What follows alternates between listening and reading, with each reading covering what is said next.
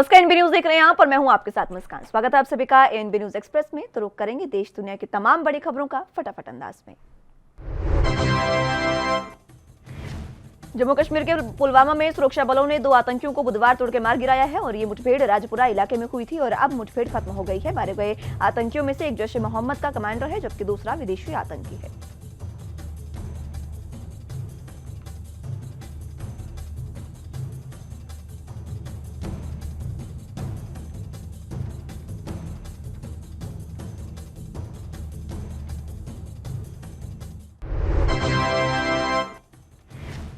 कश्मीर के आईजी ने बताया कि जैश ए मोहम्मद के टॉप कमांडर यासिर परियर को मार गिराया है और ये आईईडी बनाने में एक्सपर्ट था। इसके साथ ही एक विदेशी आतंकी फुरकान को भी मुठभेड़ में ढेर कर दिया है। दोनों ही कई गंभीर आतंकी घटनाओं को अंजाम दे चुके थे।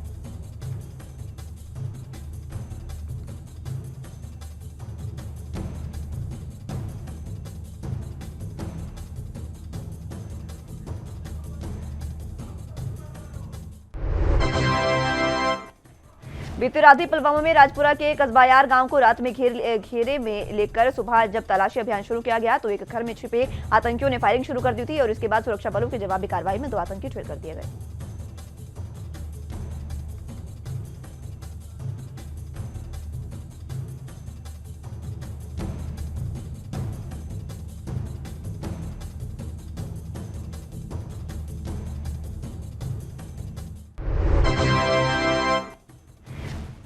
संसद के शीतकालीन सत्र की शुरुआत ही विपक्ष लगातार विरोध प्रदर्शन कर रहा है और यही कारण है कि विपक्षी हंगामे के कारण सदन कार्रवाई की बार-बार बाधित हो रही है। दरअसल 12 सांसदों के निलंबन के मसले पर हंगामा लगातार जारी है और इसी क्रम में बुधवार को प्रश्नकाल के दौरान विपक्षी दलों ने तख्तियां लहराने और नारेबाजी से स्पीकर ओम बिरला नाराज हो गए।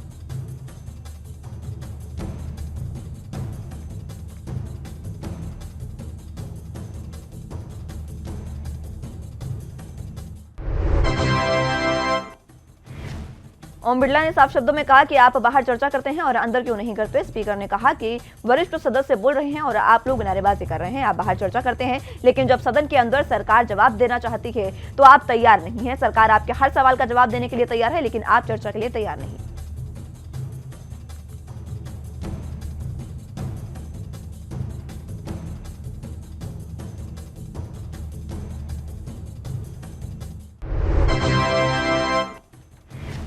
इससे पहले आज कांग्रेस नेता मनीष तिवारी और कुछ अन्य सदस्यों ने आंदोलनकारी किसानों की मांगों से जुड़ा मुद्दा बुधवार को लोकसभा में उठाया और कहा कि सरकार को न्यूनतम समर्थन मूल्य की कहानी गारंटी देने समेत अन्य मांगें स्वीकार करनी चाहिए।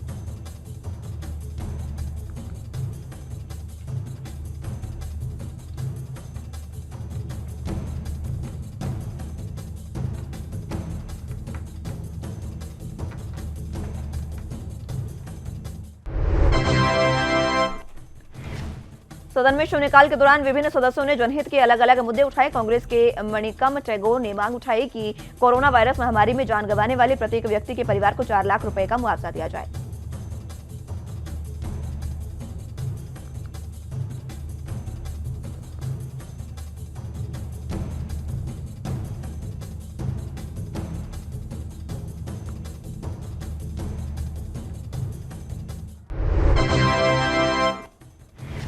बीजेपी के मनोज कोटक ने पिछले दिनों महाराष्ट्र के अमरावती में हुई हिंसा का मुद्दा सदन में उठाया। दावा किया कि इस घटना में पुलिस की भूमिका संदिग्ध है। उन्होंने मांग की है कि राजा अकादमी और पीएफआई जैसे संगठनों पर प्रतिबंध लगाया जाए, वहीं पुलिस और प्रशासन की भूमिका पर भी जांच हो।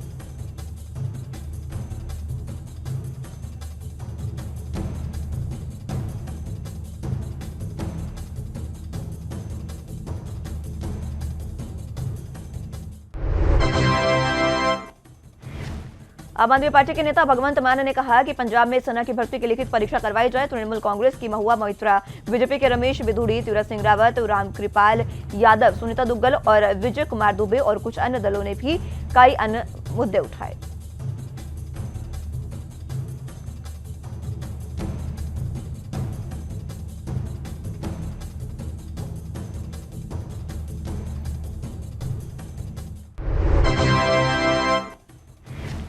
राज्यसभा में विपक्ष के नेता मल्लिकार्जुन खड़गे ने संसद में मीडिया की एंट्री को लेकर राज्यसभा के सभापति एम वेंकैया नायडू को पत्र लिखा है। उन्होंने संसद में मीडिया की एंट्री से बैन हटाने की मांग की है। पत्र में कहा गया कि मीडिया के कुछ लोगों को प्रेस गैलरी में जाने की इजाजत है, जबकि वरिष्ठ पत्रकार सेंट्रल हॉल नहीं जा पा रहे हैं।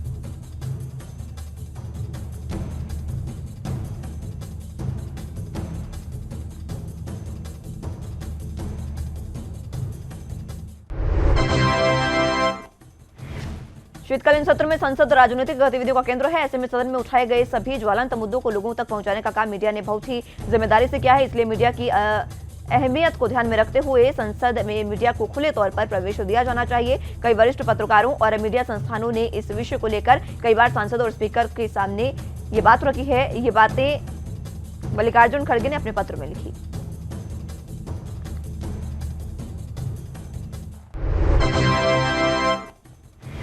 लोकसभा में रेल मंत्रालय ने कहा कि ट्रेन के 4,934 डिब्बों में से 838 स्टेशनों पर सीसीटीवी कैमरे पहले ही लगाए जा चुके हैं। जीआरपी द्वारा उपलब्ध कराए गए आंकड़ों के अनुसार रेलवे के अंतर्गत अपराध की घटनाएं 2018 से 2020 के दौरान लगातार कम हुई हैं।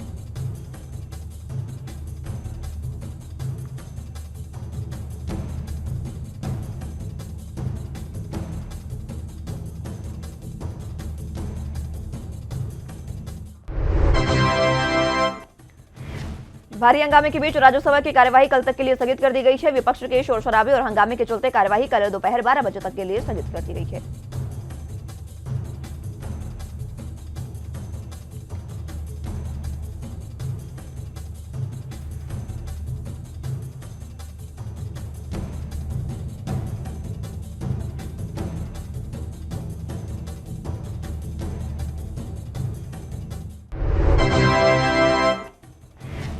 तीनों कृषि कानूनों को रद्द करने वाले बिल पर राष्ट्रपति रामनाथ कोविंद ने हस्ताक्षर कर दिए हैं। गौरतलब हो कि संसद की शीतकालीन सत्र से पहले ही दिन सोमवार को लोकसभा और राज्यसभा में कृषि कानून को वापस लेने वाले बिल को मंजूरी दी गई थी।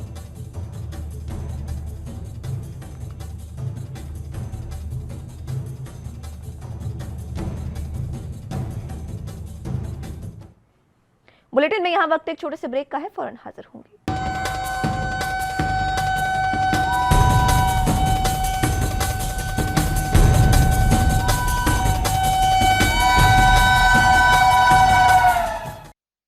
ब्रेक के बाद एक बार फिर से स्वागत है आप सभी का एएनपी न्यूज एक्सप्रेस में। तो रुक करेंगे अगली अहम और तमाम खबरों का फटाफट अंदाज में।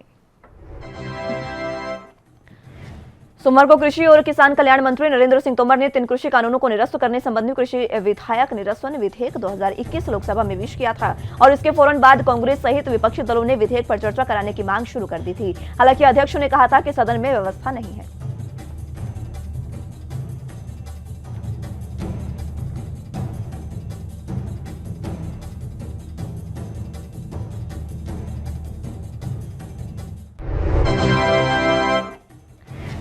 उत्तर प्रदेश के मुख्यमंत्री योगी आदित्यनाथ ने बुधवार को अयोध्या में महर्षि वेद विज्ञान विद्यापीठ के एक कार्यक्रम में हिस्सा लिया। इस दौरान उन्होंने श्री राम के अस्तित्व पर सवाल उठाने वाले लोगों को जमकर कोसा है। योगी ने कहा कि प्रभु श्री राम ने न कभी अन्याय किया और न कभी अन्याय सहा, अर्थात हम अधर्म नहीं करेंगे और अधर्म नहीं सहेंगे।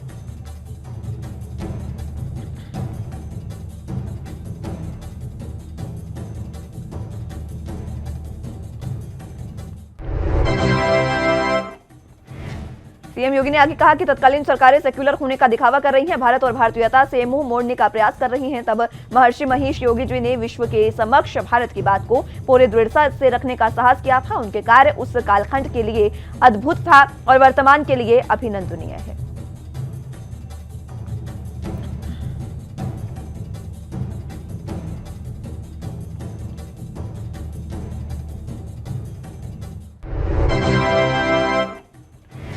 बंगाल जीत के बाद से बीजेपी के खिलाफ 2024 के लिए मोर्चा बना रही ममता बनर्जी ने बुधवार को राष्ट्रवादी कांग्रेस पार्टी के प्रमुख शरद पवार से मुलाकात की। इस दौरान टीएमसी प्रमुख ने कांग्रेस नेता राहुल गांधी पर भी हमला बोला। टीएमसी और कांग्रेस में तनाव के बीच पश्चिम बंगाल की मुख्यमंत्री ममता बनर्जी ने बुधवार को कहा कि अब कोई यूपीए नहीं है।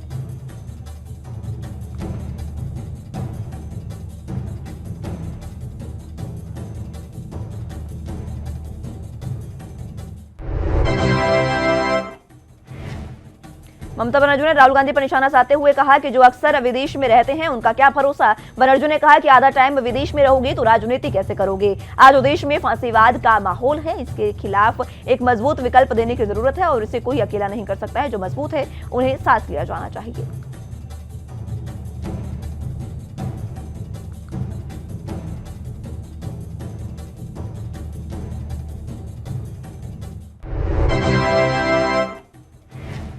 पश्चिम बंगाल के सीएम ममता बनर्जी ने आज एनसीपी प्रमुख शरद पवार से मुलाकात की। इस मुलाकात के बाद उन्होंने कहा कि वो बीजेपी के खिलाफ एक विकल्प देने की कोशिश कर रही हैं। उनके इस बयान पर कांग्रेस की प्रतिक्रिया सामने आई है। कांग्रेस महासचिव के सी वेणुगोपाल ने कहा कि किसी भी पार्टी का ये सोचना कि वो कांग्रेस के बिना बीजेपी को हरा सकती है महज एक सपना है।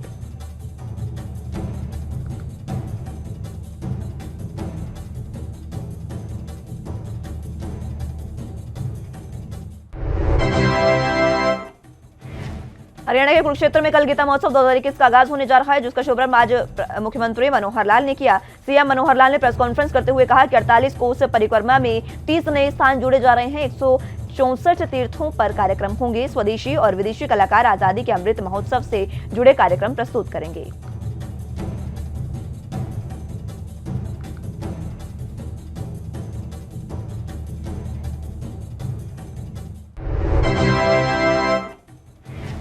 सीएम ने कहा 2 दिसंबर को हवन यज्ञ के साथ गीता महोत्सव की शुरुआत होगी। कॉलेज में 13 दिसंबर को गीता संसद का आयोजन किया जाएगा ताकि विद्यार्थियों को प्रेरणा मिले। 75 स्वतंत्रता सेनानियों के परिजनों को सम्मानित करेंगे। ऑनलाइन गीता वैश्विक पाठ 1100 विद्यार्थी प्रत्यक्ष और लाखों लोग अप्रत्यक्ष रूप से जुड़ेंगे।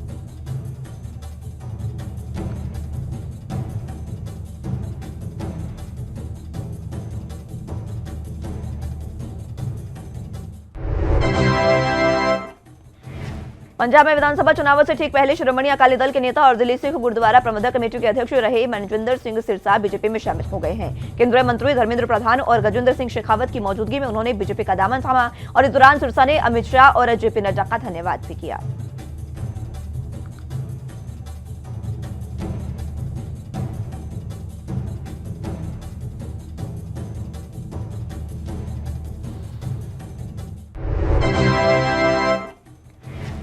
मनजिंदर सिंह सिरसा दिल्ली में अकाली दल के नेता थे, लेकिन पंजाब की राजनीति में भी उनका प्रभाव माना जा रहा था। मनजिंदर सिंह सिरसा दिल्ली सिख गुरुद्वारा प्रबंधक कमेटी के भी चेयरमैन थे, लेकिन बीजेपी में शामिल होने से पहले उन्होंने उस पद से भी त्यागपत्र दे दिया है।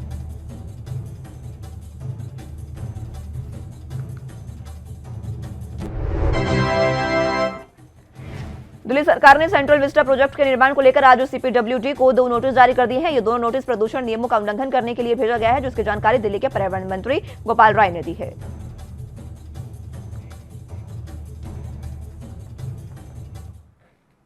बुलेटिन में यहां वक्त एक छोटे से ब्रेक का है, फौरन हाजिर होंगे।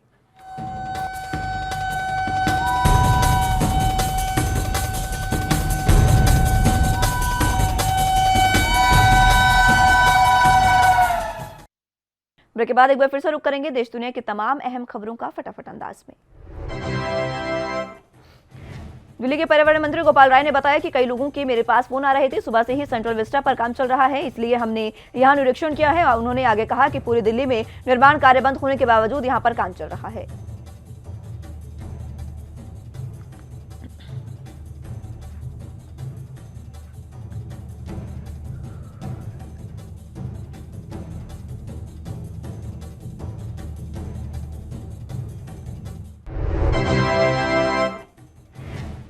पंजाब किसान संगठन के नेता कुलवंत सिंह संधू ने बड़ा बयान दिया है। संधू ने कहा कि धरना प्रदर्शन खत्म होने के बाद किसान साझा मंच बनाकर पंजाब विधानसभा चुनाव में उतर सकते हैं। पहली बार में किसी किसान नेता ने चुनाव में उतरने की बात कही है। अगले साल की शुरुआत में पंजाब समेत 5 राज्यों में विधानसभा चुनाव भी होने हैं।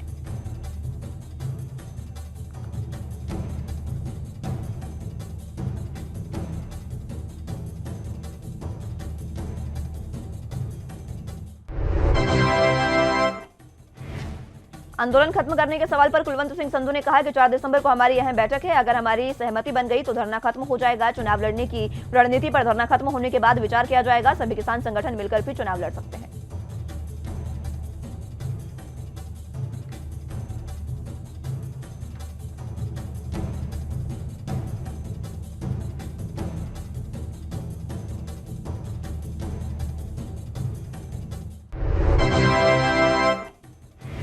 दुनिया के कई देशों में जहां ओमिक्रॉन का खतरा बढ़ता जा रहा है, वहीं भारत में भी सतर्कता बढ़ती जा रही है। एयरपोर्ट से लेकर बस अड्डे तक जांच बढ़ा दी गई है। तो वहीं देश के कई राज्यों ने स्वतंत्र तौर पर दिशा निर्देश भी जारी कर दिए हैं। वहीं ओमिक्रॉन को लेकर डॉग्स लैब के संस्थापक डॉक्टर नवीन गर्ग ने भी अपनी प्रतिक्रिया दी है।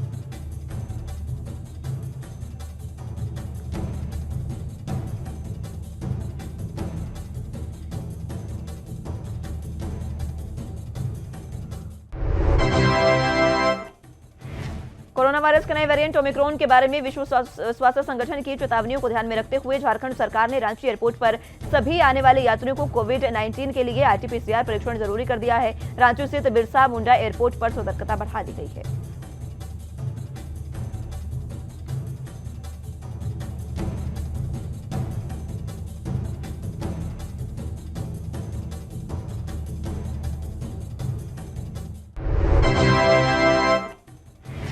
एयरपोर्ट पर थर्मल स्क्रीनिंग शुरू कर दी गई है। लक्षण मिलने वाले यात्रियों को तुरंत आइसोलेट किया जाएगा। ऐसे यात्री अगर पॉजिटिव मिलते हैं तो कांटेक्ट में आने वाले को भी ट्रेस किया जाएगा। आपको बता दें कि झारखंड में पिछले 24 घंटे के दौरान कोरोना से 9 मरीज ठीक हुए हैं और इसके 12 नए मामले भी सामने आए हैं, जबकि राज्य में कोरोना में एक भी मरीज की मौत नहीं हुई है।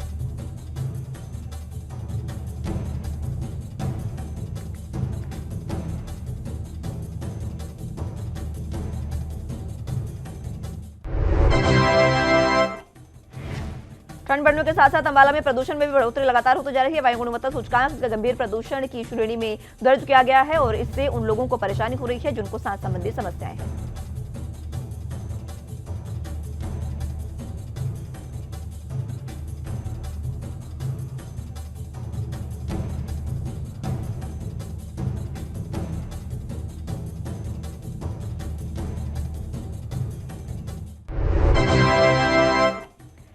जानकारों का मानना है कि प्रदूषण 3 वजह से खराब हो रहा है। इसमें सबसे पहले ठंड का बढ़ना, दूसरा शहरी क्षेत्रों में कूड़ा जलाना और तीसरा कारण वाहनों का ज्यादा दौड़ना माना जा रहा है।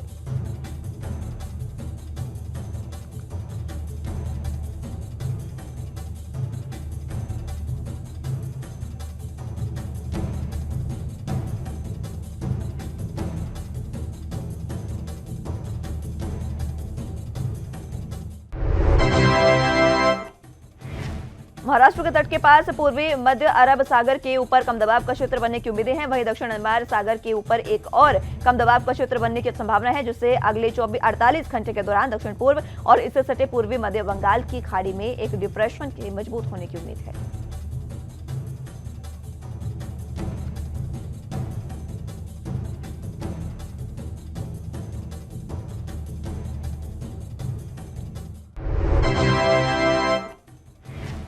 मौसम पूर्वानुमान एजेंसी स्काईमेट के अनुसार पश्चिमी विक्षोभ यानी वेस्टर्न डिस्टर्बेंस 4 दिसंबर को पश्चिमी हिमालय को प्रभावित कर सकता है। मौसम विभाग ने मुंबई, ठाणे और पालघर के लिए हल्की से मध्यम बारिश की चेतावनी भी दी है। स्थानीय जानकारी के मुताबिक मुंबई के अधिकतर इलाकों में बारिश की गतिविधियां भी जारी है।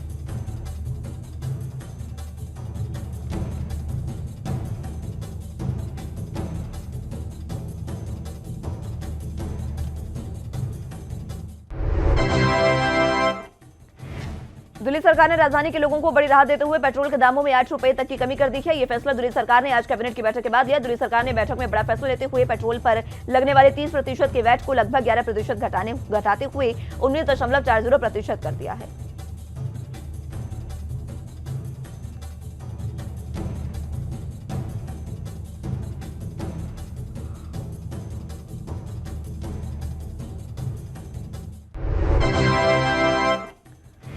पेट्रोल की कीमत अब दिल्ली में 8 रुपए प्रति लीटर घट गई है और इस तरह अब दिल्ली में पेट्रोल की कीमत 103 रुपए से घटकर 95 रुपए हो जाएगी। पेट्रोल के घटे हुए दाम आज आधी रात से ही लागू होंगे। दिल्ली में बीते 27 दिन से कीमत नहीं बदली थी।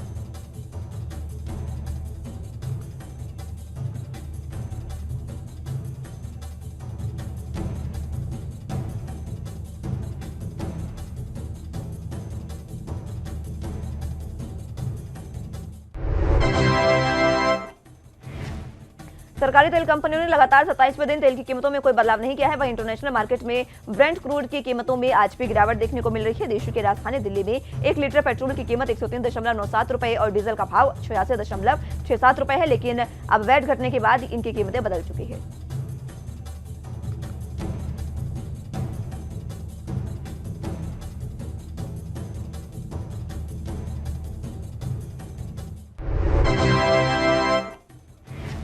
इंटरनेशनल मार्केट में ब्रेंट क्रूड की कीमतों में 3.91% की गिरावट देखने को मिल रही है, जिसके बाद ब्रेंट क्रूड $70.57 प्रति बैरल पर नजर आ रहा है। वहीं WTI क्रूड की कीमतों में 0.48% का इजाफा देखने को मिल रहा है, जिसके बाद WTI $66.50 प्रति बैरल पर है।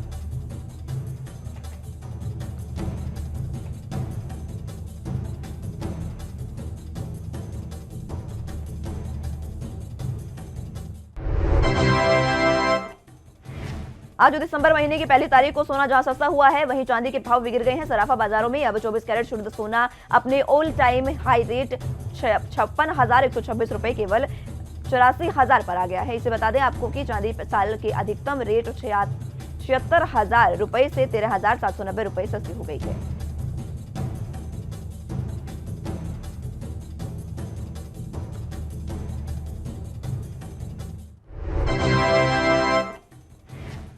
बाईस कैरेट सोने के भाव की बात करें तो आज ये 43,830 रुपए प्रति 10 ग्राम के रेट से खुला और वहीं 18 कैरेट गोल्ड की कीमत अब 35,887 रुपए हो गई है, जबकि 14 कैरेट सोने का भाव 27,992 रुपए प्रति 10 ग्राम है और इस पर 3% जीएसटी और मेकिंग चार्ज अलग से है।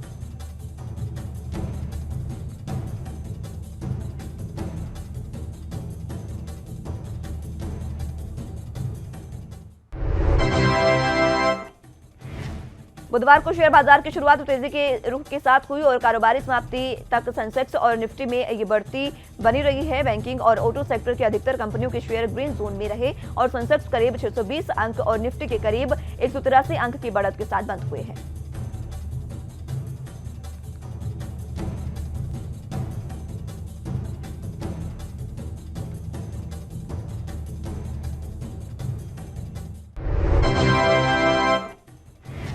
बीएसई का सेंसेक्स बुधवार को 57,365.85 अंक पर खुला। दिन भर कारोबार के दौरान इसकी चाल सामान्य रही और दिन में इसे 57,846.45 अंक के उच्च स्तर पर छुआ। वहीं सबसे निचले स्तर पर यह 57,346.78 अंक पर रखा।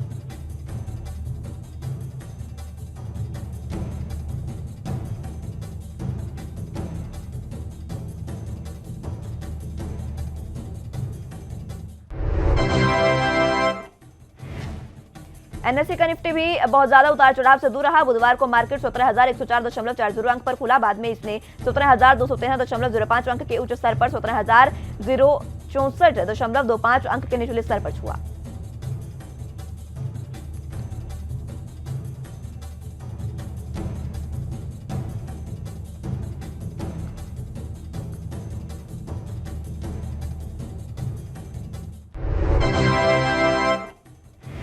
आईपीएल 2022 के मेगा ऑक्शन में सनराइजर्स हैदराबाद ने अपनी टीम के रिटेन खिलाड़ियों की सूची जारी कर दी है। इस लिस्ट में डेविड वार्नर का नाम शामिल नहीं है, जिसकी पहले आशंका व्यक्त की जा रही थी। उन्हें एसआरएच ने रिलीज कर दिया है।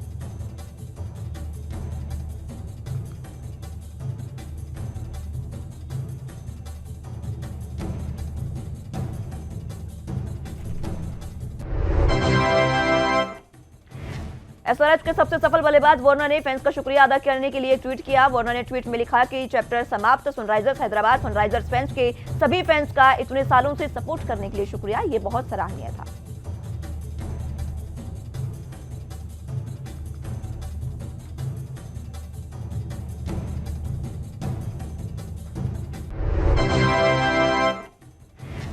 भारत के टेस्ट और वनडे कप्तान विराट कोहली ने कहा कि इंडियन प्रीमियर लीग के अगले 3 संस्करणों के लिए फ्रेंचाइजी रॉयल चैलेंजर्स बेंगलुरु के साथ रहने के बारे में उनके पास कोई दूसरा विचार नहीं है। रॉयल चैलेंजर्स बेंगलुरु ने मेगा नीलामी से पहले अपने रिटेन किए गए खिलाड़ियों का खुलासा किया है।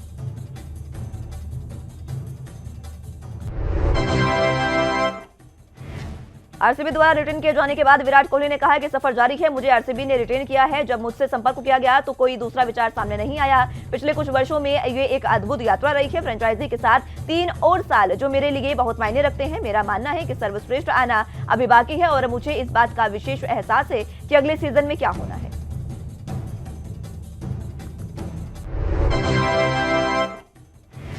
मंगलवार को रणवीर सिंह और दीपिका पादुकोण की फिल्म 83 का शानदार ट्रेलर रिलीज हुआ है और इसे महज 24 घंटे में ही करोड़ों लोगों ने देखा है। इसके साथ ही ये रिलीज होने के 24 घंटे के भीतर सबसे अधिक देखा जाने वाला ट्रेलर बन गया है।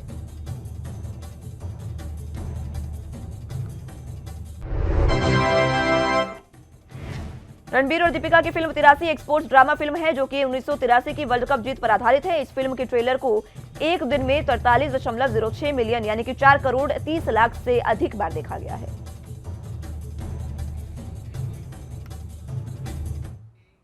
फिलहाल के लिए एएनबी न्यूज एक्सप्रेस में मेरे साथ बस इतना ही। देश प्रदेश के तमाम अहम खबरों के लिए आप जुड़े रहिए एएनबी न्यूज के साथ। नमस्कार।